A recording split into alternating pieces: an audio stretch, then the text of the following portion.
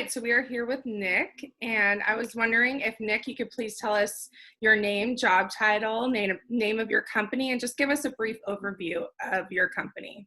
Yeah, of course. So my name is Nick Zundel. I'm with Background Partners. I'm the managing director here. We're located here in La Mesa, and right in front of Helix High School, and we are a pre-employment background and drug screening company. So anytime you go out and get a job and that employer does a background check, verifies employment, verifies your education, or does a drug test, they work with an individual or a company such as ourselves. Great. And what does a day in the life of someone in your position look like? It really depends on the size of the company, but right now is a little different than it is normally. But it involves a lot of phone calls. I'm either speaking with prospects, or I'm speaking with clients, or I'm verifying information with the courts. But beyond that, it's reviewing criminal records to ensure that we're reporting the right information, and identifying who an individual really is. And so the nice thing and what I like is I'm able to work from the office. I don't have to do a lot of travel, but it is a lot of sales involved in customer service, a lot of human interaction over the phone, even before all this. Great. What general characteristics or traits do you focus on when considering a potential employee in the future, maybe? Yeah, so I've been in human capital management as a vendor for about a decade. I originally started off in staffing, and then I made my way into background screening, and I've had teams of varying sizes, but I've done a lot of hiring over the years. And the one thing I've realized, it really doesn't matter what role what role I'm trying to fill. I'm really looking for someone that's able to clearly and concisely communicate with others. I'm looking for people that have optimistic outlooks on life while still being realistic. I don't want someone that thinks that they're going to be president tomorrow, or they're going to do something crazy overnight. Realistic is important, but optimistic and an optimistic outlook is important for me. And I like seeing prior success and prior achievements. And when you're starting off in your career, that can be difficult to sometimes quantify or identify. And so it's important to figure out how you can do that in a professional manner. So maybe it's your grades, maybe it's the project that you took to the next level in a competition, or you played sports and you're on a varsity team, or whatever those achievements were, especially people that are starting out in their career. I'm looking for prior success in some way, shape, or form. And then as a very base level, for all the roles that I've staffed for, they've all been office-related jobs. And so for me, one of the key indicators that I use to make sure that someone's going to be technologically savvy enough to work in my environment is that they have a typing speed of at least 40 words per minute. And so I myself am around 43, 44. I'm not a fast typer, but someone that knows how to use the keyboard and write is going to be a lot better off in communicating with my clients, my prospects, my vendors, and my suppliers. So that's really important to me. Great. What are some of the deal breakers for you? Good question. So, I've ran a variety of companies, and I've had different positions required different deal breakers. For me, you'd think as a background screening company, anything that shows up in a background is bad, but it really isn't. That's not really the case. I look at how it relates to the role. So, and if it makes a difference in that role. For me, currently in this role, and the people that I look to hire here, convictions that are recent are an immediate no-go, and convictions related to dishonesty or embezzlement, things like that. For me, it's people make mistakes, but it's showing that they've recovered or they've learned from their mistakes is important.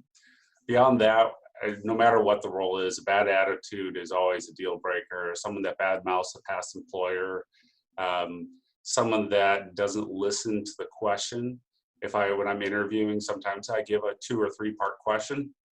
And if they didn't listen to the full question or give a full answer, or at least acknowledge that they didn't answer a piece or forgot a piece, that shows me that they're not listening enough to me on the front end. So they probably won't listen enough to me when they're actually working for me. And so those are pretty clear-cut ones. Another one that I guess when I see resumes, if I see multiple short stints or multiple terminations, that tends to give me pause. It's not necessarily 100% deal breaker, but it definitely gives me a lot of concern when I see that. Short stints are all right for me if it's a temporary role or a contract role. But if it's a permanent role and someone keeps quitting, then it either causes me to question their ability to be a good worker or their ability to make good decisions in choosing employers they want to work for. Would you expect them to explain those short stints in maybe their cover letter or statement of interest? Okay. Yeah, so that's a great point. I've seen different views on cover letters, and I'm sure you've seen it too. Some people send it, some people don't. If you do send a cover letter, make sure it's specific. Don't send me. I've seen cover letters from people applying to other jobs, and they just literally cut and paste, and it still has the other company's title in it. Yep. I've seen people send me crazy stuff over the years. So cover letters are great if it is personal, if it is specific, if it has value. If it's going to be a generic template one, don't bother. It's kind of insulting. Yeah. Short stints, that if there are short stints or there are gaps in employment, explaining it in a cover letter is a perfect way to do it. If you took a trip, if you're graduating and you decide to go take the next year to travel the world, and I had some friends that did that, I envy them.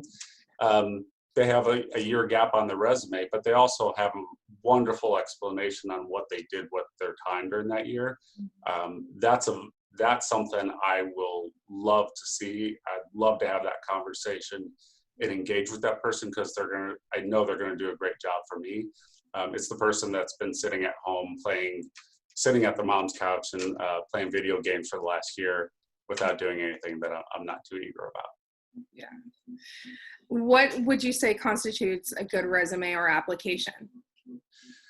Great question. I think without getting into too many details, I think a great resume is one that piques my interest. It gets me to make the phone call. And when I was in staffing, I always told my candidates, this is a marketing piece about you. You're trying to sell.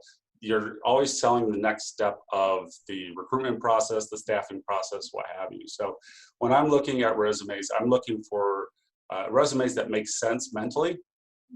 And I mean that in terms of a visual aspect, proper use of white space on the page, formatting. The formatting is consistent. I already mentioned no job gaps. Career progression that makes sense.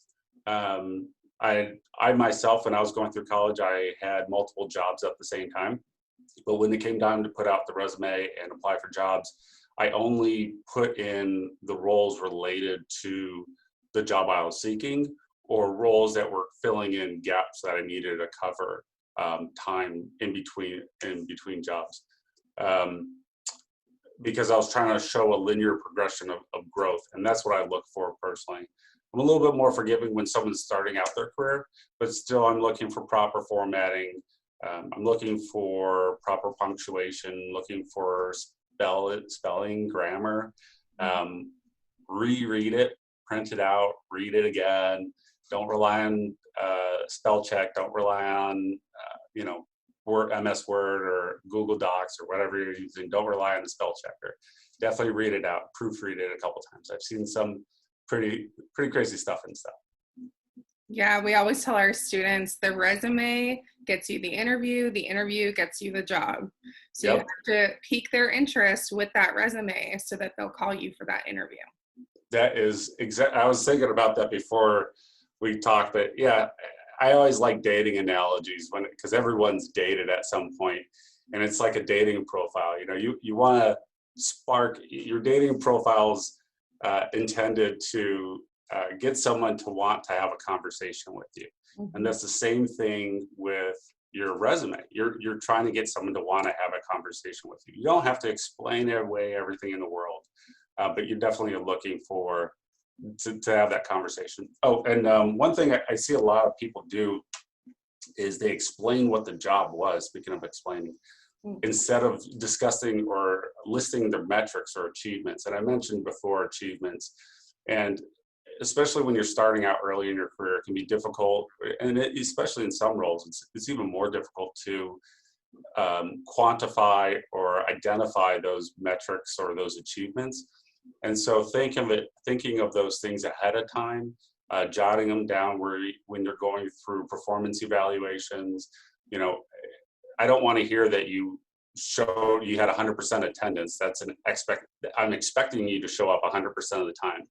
But if you exceeded your expectations in how many people you placed in a job, or how many people you recruited for a volunteer organization, or how quick you got a project done, those type of things really excite me because it shows that you're motivated, you're goal motivated, you're driven, you're looking to succeed and exceed expectations. I like that a lot.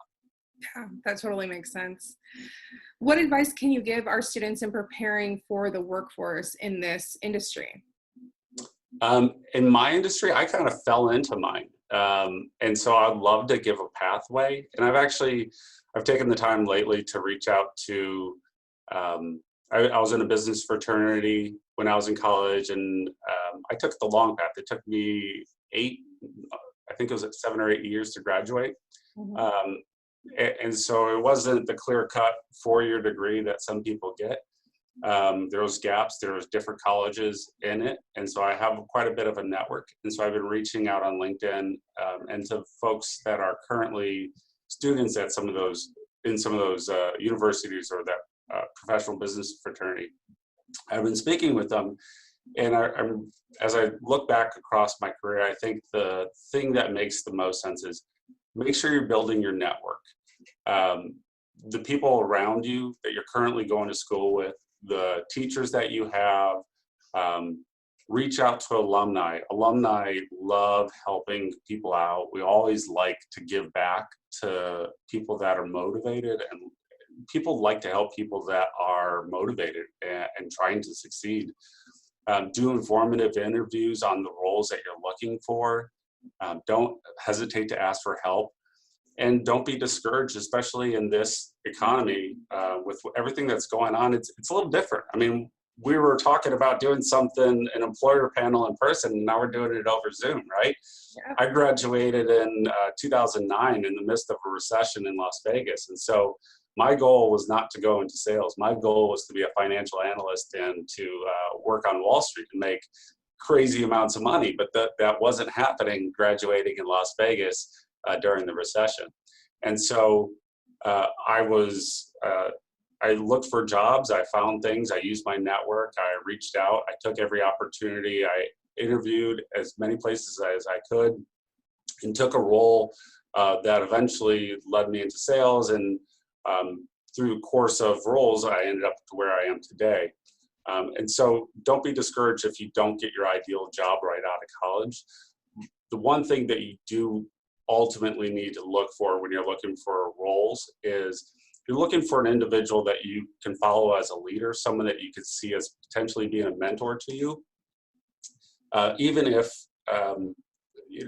money, you got to pay the bills, you got to put a roof over your head, but work for companies and work for individuals that you think are great leaders and people that you want to learn from and be more like, because those individuals will help you along throughout your career and definitely guide you and give you the guidance and the leg up that you need and the breaks that you need throughout life. And as I look back through my jobs history, it's the jobs that I enjoyed the most were the ones where I was in interviews thinking, I can follow this person. I respect this person. This is a leader that I want to learn from. I learned a lot from those folks, and it's made me who I am today. That's awesome. And it's so great that you talk about not that linear path. And in your education, a lot of our students are earning certificates, or they may not transfer to a four-year college. That may not be their goal, and that's fine. But yeah, making those connections is so important. Yeah, And if you talk to anybody, there really is no linear path in life. So I do a lot of work with my target client is HR departments, and I only recently, maybe in the last 5 years, maybe 10 years, but really 5 years, have you seen folks get degrees in HR management? It used to be business management majors that kind of fell into it, or people that were accounting people that were given that as an additional role, and they kind of grew into an HR professional. It's only recently been that it's an actual major that you decide, and it's more of a linear path. But a lot of folks that are very successful don't have linear paths. Don't look at the folks like Zuckerberg and the people that are overnight successes. Look for the folks that have worked their life, learned the ropes, and gone that route, because that's the more tried and true method. If you hit you hit it out of the park on the first go, congratulations, great for you. But there's a lot higher success rate if you go with a more tried and true method. I agree. And it's just such a hard time right now. Everyone's struggling. We need some motivation. You gave us some words of wisdom before, of course, but is there a phrase, a quote, anything that stands out to you that maybe you could pass along to our students? Yeah. So one of the things I've seen along the way is people always wait for, they're waiting for the right time in life. I'm waiting for that perfect job. I'm waiting for that perfect grade. I'm waiting for the perfect opportunity. I can't apply to this job until I get my degree, till I get my certificate, till I XYZ. And there are a lot of scenarios where you absolutely positively need a degree, a certificate, something along the way. But if if you're going to be a doctor, you need a doctor's degree, you need your license. But if it's not necessary, take the action. There's a saying, imperfect action is better than perfect inaction. Get out and do it. And the more you put yourself out there, especially now, it's about going after as many opportunities as you can, and the ones that work will work out. I mean, it's better off to have 3 opportunities to choose from. Go for 100 things, get 3 opportunities to choose from, than to go for 3 things and get no opportunities, or get 1 opportunity. It definitely feels a lot better too if you have multiple opportunities. Well, thank you so much for supporting our students. I know this is very different than what we normally would do, but it's making it accessible for our students to be in contact with you. And I really appreciate you taking the time. Thank you, Of Nick. course, if I can help out in any way, please let me know. Thank you.